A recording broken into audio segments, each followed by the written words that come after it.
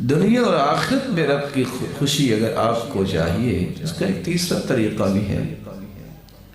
رسول اکرم صلی اللہ علیہ وآلہ وسلم نے فرمایا،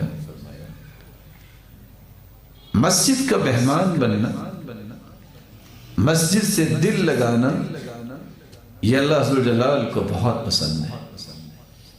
حدیث کے الفاظ ہیں، کچھ لوگ تو مسجد کی رونق ہوتے ہیں، ایسے لوگ جو مسجدوں میں بیٹھے ہیں،